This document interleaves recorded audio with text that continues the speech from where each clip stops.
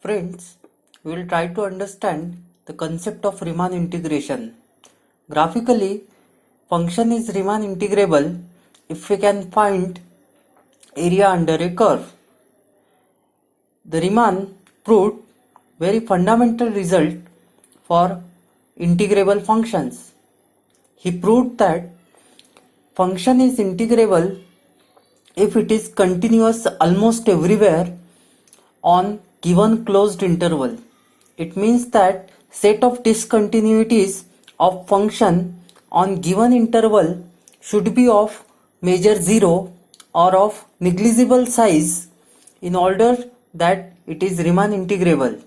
So even if function has finitely or countably many discontinuities, still function will be Riemann integrable. Remember the key point: when function is Riemann integrable, if we can find area under a curve. It is clear that all continuous functions are Riemann integrable because graphs of continuous functions are without breaks or jumps, and so we can find area under a curve. Here we will see the Riemann integrability of the function fx is equal to x square over the interval x is equal to 0 and x is equal to 5. So let us find lower sum, and we find lower sum by taking 10 intervals, 10 equal intervals. The principle of Riemann integration is simple. If we increase number of intervals, then lower sum goes on increasing, and if we increase number of intervals, then upper sum goes on decreasing. In limiting position, both become equal. The highest, or to be precise, the supremum of lower sums, all lower sums, is lower integral, and the infimum of all upper sums is upper integral. When function is Riemann integrable, upper integral equals to lower integral. Let us see this graphically. So here first we will study lower sums for function fx is equal to x square with starting at point x is equal to 0 and ending at point x is equal to 5. We are studying Riemann integrability of the function fx is equal to x square over the interval 0, 5. So first we will find lower sum for 10 intervals. Let us find lower sum for 50 intervals. Observe that lower sum goes on increasing as we increase number of intervals. Let us make it to 500. And also observe that we get better and better approximation for area under a curve. So this is for lower sums. Lower sums goes on increasing when we increase number of intervals. Finally, let us make it 5000. So we are calculating lower sum for 5000 intervals, and you can observe that we have obtained a very fine approximation for area under a curve. Now let us study upper sums.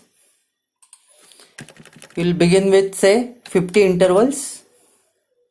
Let us make it to 80. Observe that upper sum goes on decreasing. Let us make it 800, and see we are getting better and better approximations. Now let us observe both sums together, lower sums and upper sums. This time I will begin with 10 intervals. You can observe that lower sum is always less equal to upper sum. Here graphically it means that sum of areas of rectangles in red color is less equal to sum of areas of rectangles in blue color. As we increase number of intervals, what will happen? Lower sum goes on increasing, upper sum goes on decreasing. Let us take intervals to be 1000 and see In limiting position, both sums are equal. Let us make it 10,000. And visually, there is no difference between lower sum and upper sum. Remember the fundamental concept of Riemann integration. As we increase number of intervals, lower sum goes on increasing, upper sum goes on decreasing, and in limiting position, that is with more and more number of intervals, both sums become equal and function is Riemann integrable. Let us see this concept for another function fx is equal to sin x. Here we will integrate sin x from the point x is equal to 0 and x is equal to 8. Let us begin with 10 intervals and lower sums. Now I increase intervals from 10 to say 100. Lower sum goes on increasing. I make it 1000. We get better approximation for area under a curve. Let us see for upper sums. I begin with 10 intervals. I make it 100. Upper sum goes on decreasing. I make it 1000. And I get better approximation for area under a curve. Now let us see both sums together, lower sums and upper sums. Let us begin with 5 intervals. Make it to 50. Observe that lower sum is always less equal to upper sum. And as we increase number of intervals, lower sum goes on increasing, upper sum goes on decreasing. In limiting position, they are equal. All continuous functions are Riemann integrable. Most of the standard functions that we deal with are Riemann integrable.